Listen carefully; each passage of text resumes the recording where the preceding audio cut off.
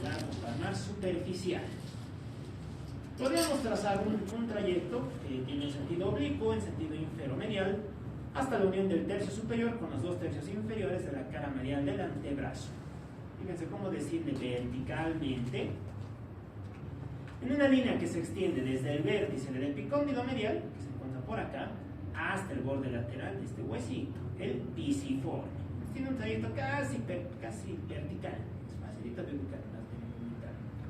Y continúa por el borde inferior del retináculo flexor, donde se inclina lateralmente, para terminar originando estos arcos, el arco palmar superficial y el arco palmar profundo. Tenemos que describir sus relaciones. Primero, en el tercio superior del antebrazo, esta arteria se encuentra profunda y lateral a la cabeza cubital del pronador redondo. No se olviden que la cabeza cubital del pronador redondo divide o separa a estas dos estructuras, al mediano por un lado y a la arteria cubital por el otro.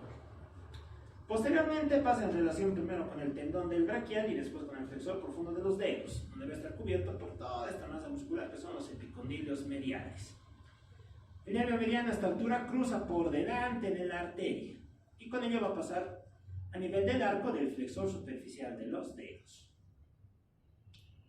Después, dos tercios inferiores del antebrazo. Aquí se va a encontrar por detrás en relación con el flexor profundo del pronador cuadrado, por delante cubierto por la fase del antebrazo, además del flexor superficial de los dedos. También se va a encontrar en estrecho contacto con el nervio cubital, el cual se encuentra en su parte medial. Recordemos que el cubital desciende en un plano delimitado por el flexor profundo y por el flexor cubital del carpo.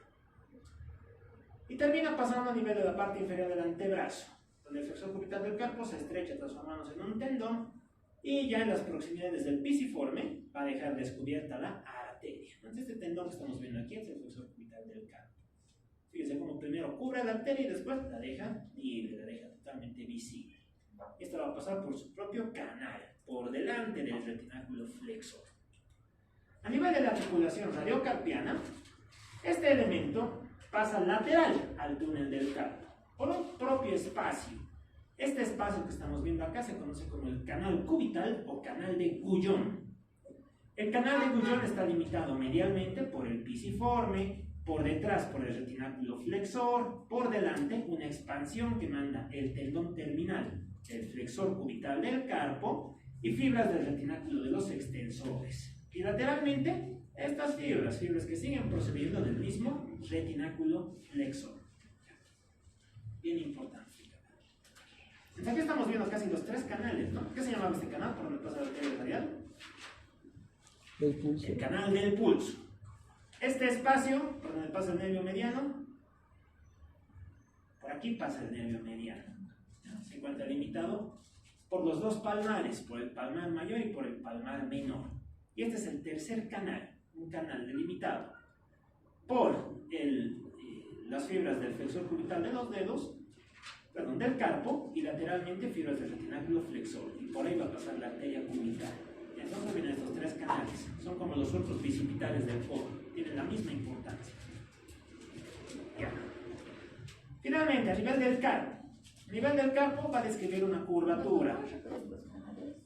Ya. El primero es el canal del pulso. El canal del pulso está limitado por el brachiorradial, lateralmente y medialmente por el palmar. Por el palmar mayor. Por el palmar mayor. En el fondo pasa la arteria cubital. Aquí estamos. ¿No? Este es el brachiorradial, este es el palmar mayor. Este es el segundo canal, el canal medio.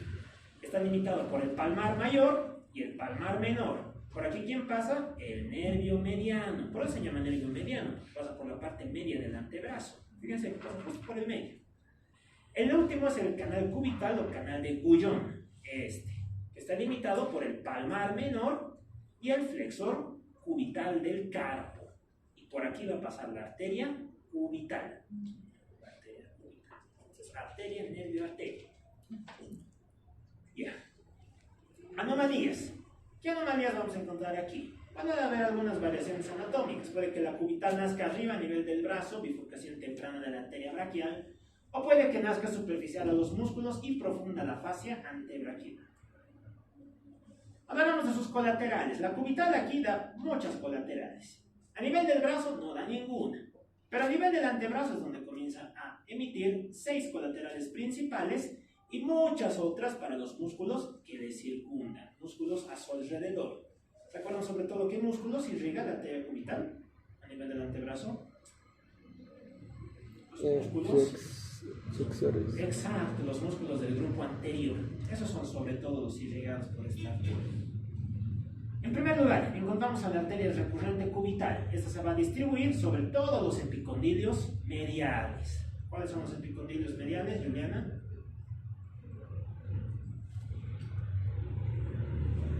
Octava vez estamos viendo los epicondilios mediales. También les voy a preguntar en los exámenes, epicondilios mediales o laterales, se les ha puesto aquí igual, la van a pelar.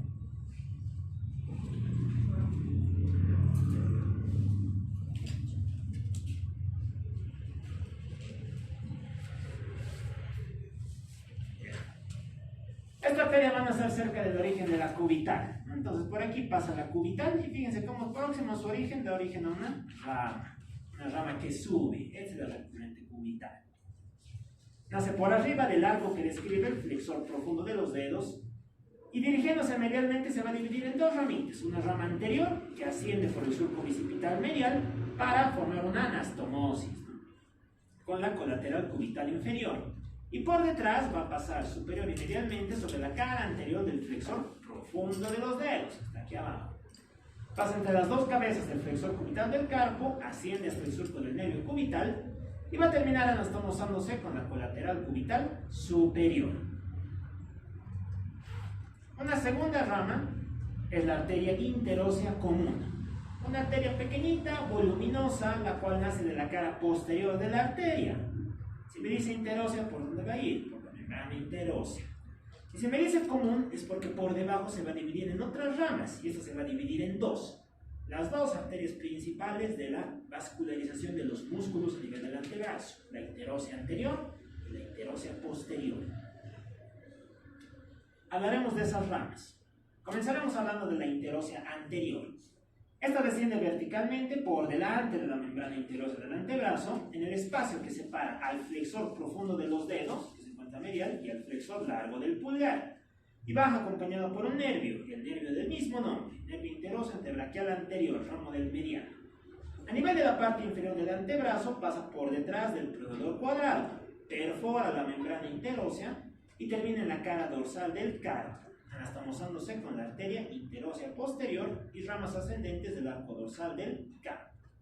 Entonces, esta arteria que estamos viendo transcurrir por delante, esta es la arteria interósea anterior. Esta va a presentar 3 ramas. Ramas para los músculos vecinos, recordemos que el pronador cuadrado, el flexor largo del pulgar, el flexor profundo de los dedos, son irrigados por esta arteria. También encontramos ramas que atraviesan la membrana interósea del antebrazo, dirigiéndose hacia la región posterior y formando un arco anastomótico con los músculos con la arteria interósea posterior. Y por último tenemos a la arteria mediana o arteria satélite del nervio mediano, la cual se dirige por delante, penetra junto con el nervio mediano y lo acompaña hasta el carpo, donde termina. Ya. Después tenemos a la rama palmar del carpo. La rama palmar del carpo es una rama que nace de la arteria cubital a nivel del borde inferior del músculo que se encuentra aquí, el pronador cuadrado, y se anastomosa con una rama análoga que le da la arteria radial, la rama palmar de la arteria radial. Tenemos también una rama palmar profunda o cúbito palmar, la cual nace de la arteria a nivel del extremo inferior del pisiforme. Si nace a nivel del pisiforme, se va a distribuir a nivel de la musculatura de la región hipotenar, entre el abductor del meñique y el flexor corto.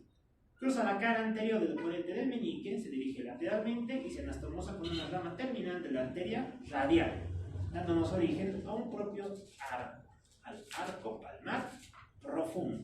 Estamos viendo aquí como interlineado, ¿no?, con una sombra. Este es el arco palmar profundo. ¿A quién va a llegar? A los músculos de la eminencia hipotenar. Por delante, otra rama, la rama anastomótica con el arco palmar profundo. Una colateral que puede o no puede estar, es inconstante. Esta nace del arco palmar superficial, por debajo del gancho del ganchoso, Se hace profunda en la palma de la mano, pasa entre los hipotenales, entre la musculatura hipotenal y los tenones de los flexores de los dedos lateralmente, y de ese modo alcanza el arco palmar profundo, por delante de los músculos interóseos. Finalmente, por detrás encontramos otra arteria, la rama dorsal del carpo. Esta que estamos observando acá.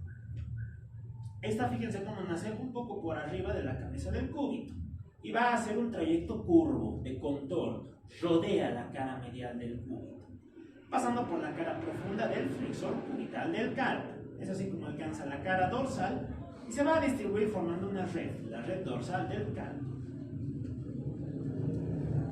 Ya, finalmente, la gran pregunta: ¿se palpa o no se palpa la cubital, chicos? ¿Se puede sentir o no se puede sentir el pulso cubital? Sí. Ya, Luis dice que sí. ¿Sí, no? ¿Y dónde?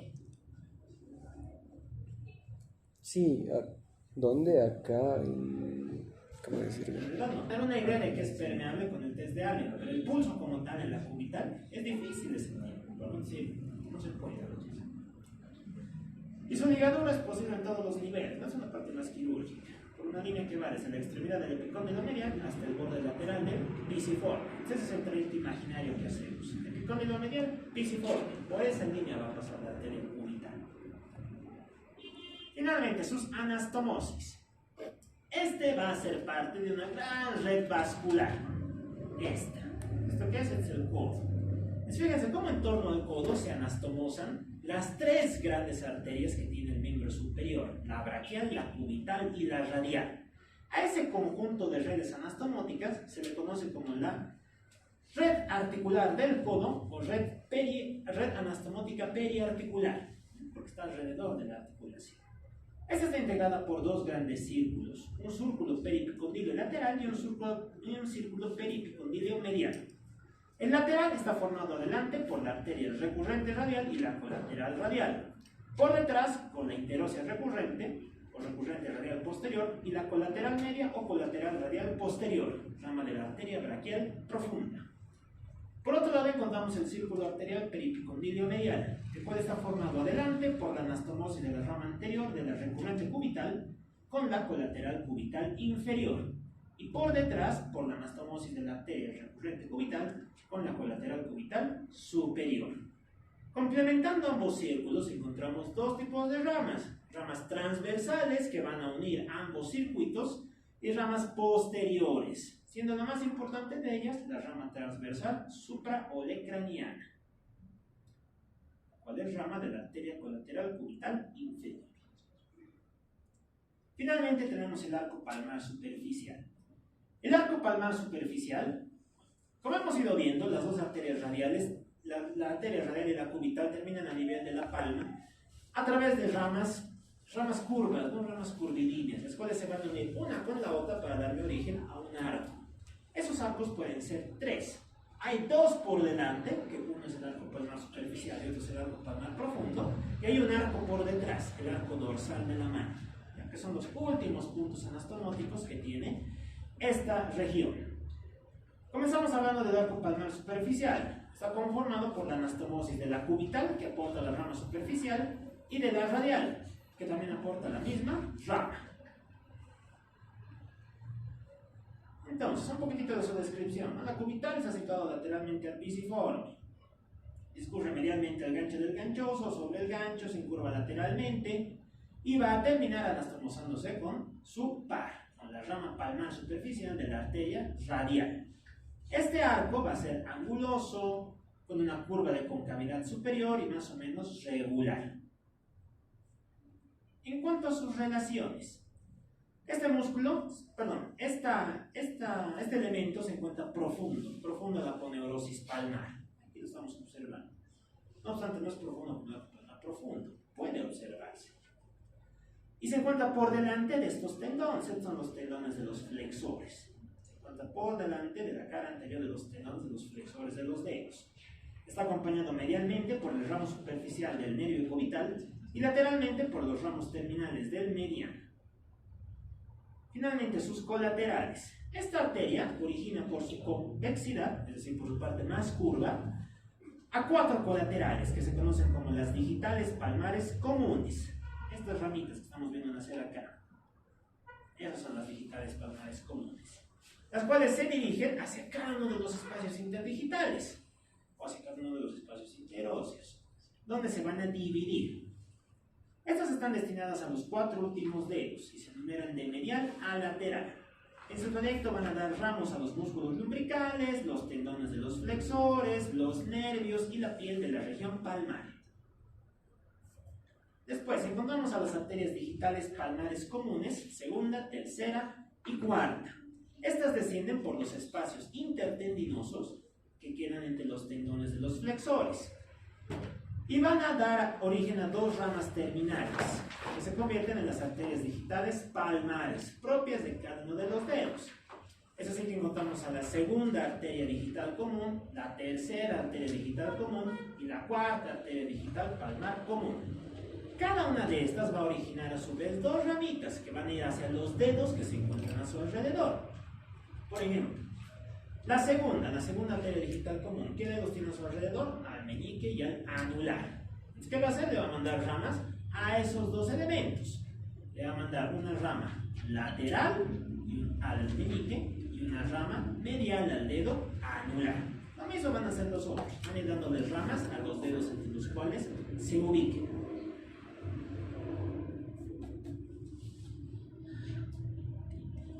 Finalmente encontramos a la primera arteria digital palmar común. Esta se dirige en sentido inferior y medial, cruza todos los músculos de la eminencia hipotenar y va a alcanzar el borde medial del meñique, donde da origen únicamente a una ramita. Esa única rama es la arteria digital palmar medial del meñique. Por debajo de este arco encontramos al arco palmar profundo, el cual también está formado por las anastomosis de la arteria radial y de la cubital. En cuanto a su descripción, en este caso comenzamos escribiendo la radial, la cual atraviesa el primer interóseo dorsal, pasa entre el músculo interóseo, entre el primer músculo interóseo palmar y la parte lateral del aductor del pulgar, y va a continuar en ese espacio, en esa zona, insertado en los metacarpianos segundo y tercero, los cuales se ubican por detrás de la arteria. Finalmente va a emerger a nivel del aductor del pulgar. Recordemos que ese es un músculo que se encuentra en la parte profunda y pasa por el intersticio limitado por el fascículo del aductor del pulgar y por delante por la parte de este músculo que viene de la base del tercer metacarpiano, es decir, pasa entre las 2 cabezas del aductor del pulgar. Una vez que sale, la arteria radial se dirige transversalmente en sentido medial y va a venir a buscar la ara cubital, con la cual va a formar el arco. Este arco, como es profundo, pues va a estar en relación por delante con el extremo superior del cuerpo de los metacarpianos y los músculos interóseos, por detrás con los tendones de los flexores de los dedos y la fascia interósea palmar. Suele encontrarse cruzado oblicuamente por el ramo profundo del nervio cubital. En cuanto a sus colaterales, este va a emitir 3 tipos de colaterales: ramas ascendentes o articulares, ramas posteriores o perforantes y ramas descendentes o arterias metacarpianas palmares.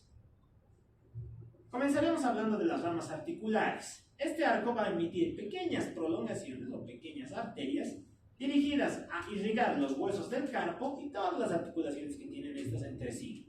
Las articulaciones de la primera fila, de la segunda fila, la intercarpiana, etc. Por otro lado encontramos las ramas perforantes. Estas ramas perforantes son 3. Cada una atraviesa de anterior a posterior el extremo superior de los 3 últimos espacios interóseos del metacarpio y va a venir a desembocar en la arteria metacarpiana dorsal. Finalmente encontramos a la arteria metacarpiana palmar. Estas son 4, una para cada espacio. De estas podemos reconocer o podemos resaltar a una, la primera arteria metacarpiana palmar o arteria principal del pulgar, la cual es la arteria más voluminosa. Únicamente, porque recuerden que el pulgar por sí solo tiene 4 músculos solo para ello. Esta arteria desciende por detrás del aductor del pulgar y se ramifica en 3 ramas: las arterias digitales palmares medial y lateral del pulgar y la radial del índice. Van a estar destinadas a irrigar la cara palmar del pulgar y una parte del índice. Por otro lado encontramos a las arterias metacarpianas palmares en los espacios segundo, tercero y cuarto, los cuales descienden por delante de los interóseos y se anastomosan con las arterias digitales comunes correspondientes a su bifurcación en las arterias digitales palmares propias. Entonces, en síntesis, los dos arcos, ¿qué van a hacer? Van a hacer dos curvas, y al hacer esas dos curvas van a dar ramas locales para los músculos que tienen, ramas ascendentes para las articulaciones, y sus ramas descendentes se van a dirigir ¿a dónde? A los dedos. Y en torno a los dedos van a formar cada uno de ellos una pequeña red destinada a irrigar o mantener perfundido a cada uno de los dedos. Eso es en general lo que hacen los dos arcos. Finalmente tenemos el arco dorsal, un arco mucho menos voluminoso, en contacto solo con la primera fila del carpo y profundo al plano de los músculos extensores. Este va a originar a las arterias metacarpianas dorsales, las cuales están destinadas a los espacios interóseos segundo, tercero y cuarto, y que se bifurcan en la raíz de los dedos. Finalmente hablaremos de las arterias de cada uno de los dedos. Las arterias de cada uno de los dedos pueden dividirse en dos: las arterias digitales dorsales y las arterias digitales palmares propias o colaterales. Las digitales dorsales se van a distribuir en torno a la falange proximal y ahí mueren, no van a llegar hasta más abajo. En cambio, las palmares propias o colaterales sí, dado que estas presentan dos ramas, una rama medial y una rama lateral. Dentro de estas podemos mencionar a la arteria digital palmar del pulgar y la arteria radial del índice. Estas nacen del arco palmar superficial o sobre todo de la primera metacarpiana palmar o la arteria principal del pulgar. Las demás arterias nacen de las arterias digitales palmares comunes, las cuales son ramas del arco superficial. Todas van a pasar por el tejido subcutáneo, laterales a la vaina de los flexores, por detrás del nervio digital palmar propio correspondiente hasta la falange distal, donde terminan anastomosándose con las del lado opuesto. En este trayecto originan numerosas ramas destinadas a las partes blandas de los dedos, las falanges, las articulaciones, las uñas, etc. Todo lo que está en los dedos va a ser edificado por estas arterias. Algunas pasan a la cara dorsal de los dedos y son unas arterias digitales dorsales. Y a nivel de la falange distal van a formar un arco de cuya convexidad se originan arterias para la región subungual, debajo de la uña, y arterias que pasan al pulpejo de los dedos.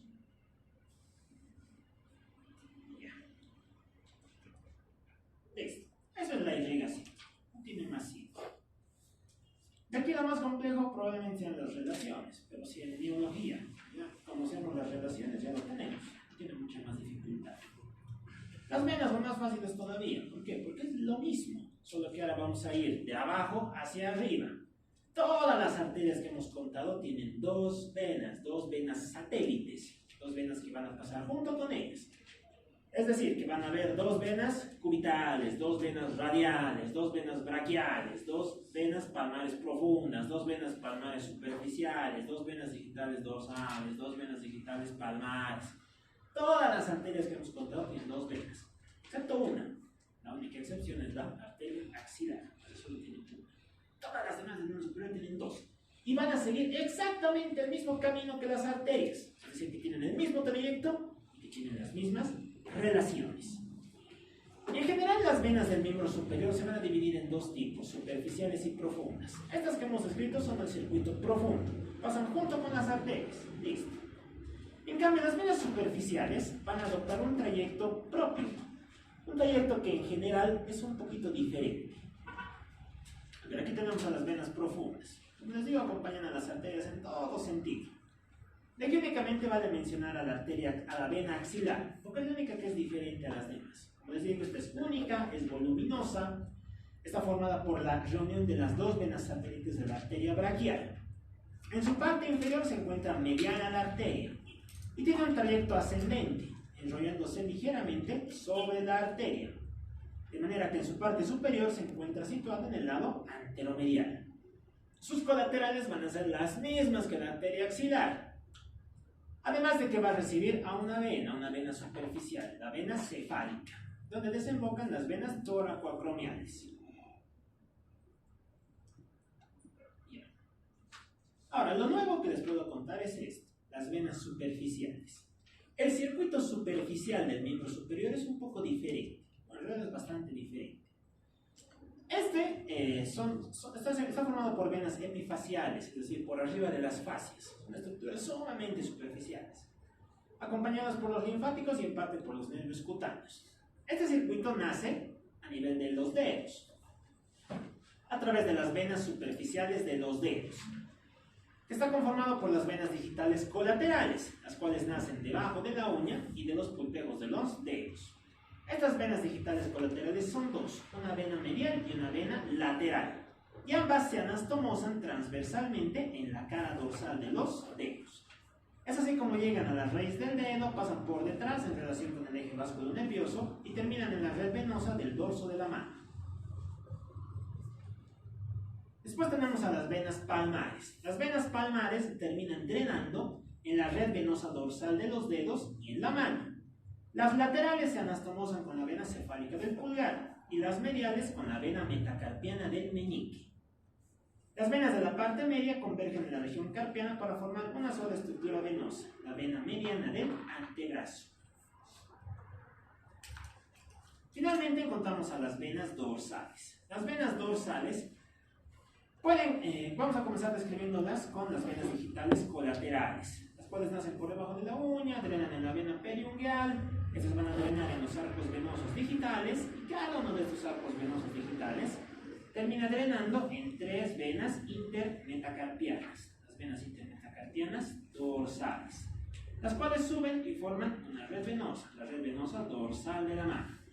En los extremos de esta red venosa dorsal desembocan otras dos venas, una para la cara lateral, que se conoce como la vena cefálica del pulgar, y otra que procede del dedo meñique, la vena metacarpiana dorsal del meñique, la quinta vena metacarpiana o vena salvatella. Okay. Entonces, fíjense cómo toda la mano se sintetiza en dos cosas, que termina a nivel de la vena cefálica del pulgar y a nivel de la vena metacarpiana dorsal del meñique. Es así como van a pasar a la región del antebrazo y del codo. Y aquí es donde aparecen los grandes participantes del circuito superficial. En primer lugar tenemos a la vena basílica del antebrazo. Esta es una continuación de la vena metacarpiana dorsal del meñique y del extremo medial de la red venosa dorsal. Pasa por el borde medial de la cara anterior del antebrazo y se reúne superior y lateral al epicóndilo medial con la mediana basílica, originando a su vez una propia vena, la vena basílica como tal. ¿Ya? Entonces, esta basílica, si solamente decimos basílica, se sobreentiende que estamos hablando de la basílica del brazo. En cambio, si decimos basílica del antebrazo, estamos refiriéndonos a este segmento venoso. ¿Ya? Tienen dos nombres diferentes. En realidad es el mismo nombre, simplemente estamos dando una precisión topográfica al elemento del cual nos referimos. Por otro lado encontramos a la vena cefálica. La vena cefálica del antebrazo es una continuación de la vena cefálica del pulgar. Esta asciende por la cara lateral del antebrazo y se localiza en el surco bicipital lateral. Va a haber una rama anastomótica de las venas profundas que se dirige a esta vena cefálica, que se conoce como la vena comunicante del codo. Finalmente, rodeando o uniendo ambos elementos, encontramos otra vena, la vena mediana del antebrazo o vena mediana antebraquial, la cual puede o no estar presente. Esta asciende por delante a nivel de la parte media del antebrazo en su tercio superior. Va a recibir a la vena comunicante del codo y una vez que llega a este punto medio se divide en dos ramas, la vena mediana cefálica y la vena mediana basílica. Lógicamente el nombre me está diciendo dónde va. La vena mediana cefálica va a ir a anastomosarse con la cefálica. La vena mediana basílica va a ir a anastomosarse con la basílica. Y al realizar ese trayecto, me va a quedar una estructura de esta morfología. A esto se le conoce como la M venosa del pliegue del codo. La M venosa, la famosa M venosa, que está formada por la vena cefálica, la mediana cefálica, la vena basílica y la basílica del antebrazo. Ya estamos viendo mucho mejor. Esta es la M venosa. ¿Para qué nos sirve ese sitio? Sí, Para hacer punciones, toma de muestras, etc. Una vez formado ese circuito, continúan estas venas a nivel del brazo, a nivel del circuito braquial. Y aquí es donde vamos a encontrar a la vena basílica y a la vena cefálica. Pero estos sus nombres son así nomás, cefálica y basílica. Puntos. La basílica va a ascender por el borde medial del bíceps, acompañado por el nervio cutáneo braquial medial, atraviesa la fascia del brazo y se convierte después en una vena profunda, la cual termina desembocando en la vena braquial.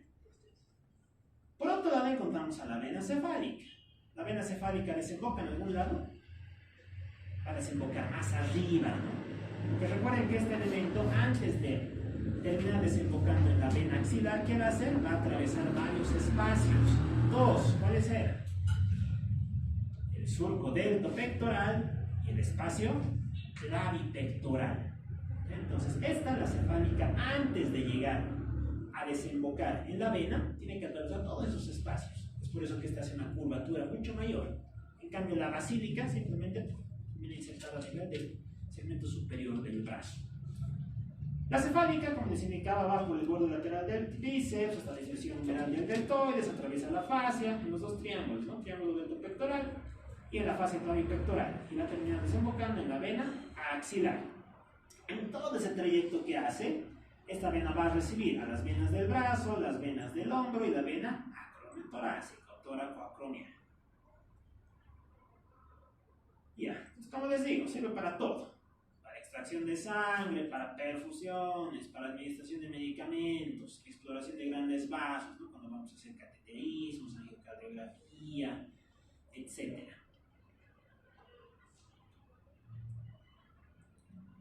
Finalmente tenemos a los linfáticos. Y aquí no me voy a meter mucho porque no se mira en la pieza, básicamente. Muchos de los linfáticos vuelan durante los procesos de preparación, ¿no? Pero es una parte bien importante, sobre todo estos, los axilares. Los axilares son un show, son 12 a 30. Son bien importantes. ¿Por qué?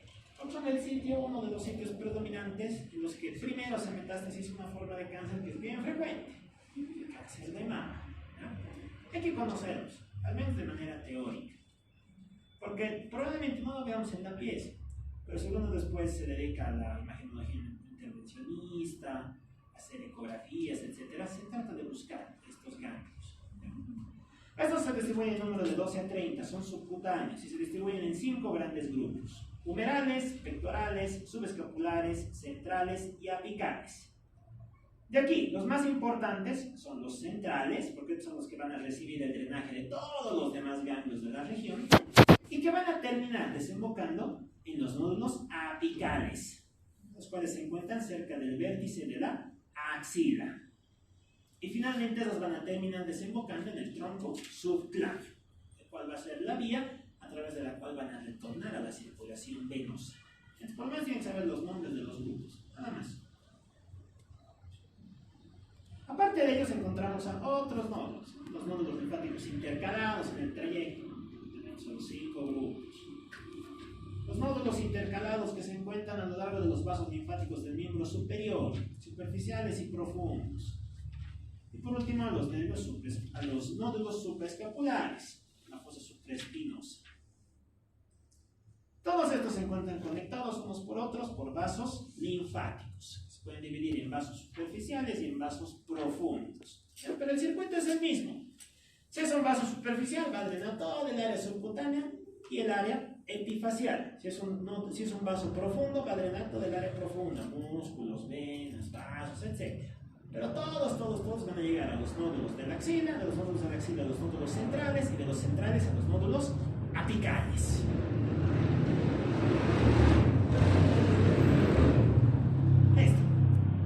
Eso es vascularización del miembro superior.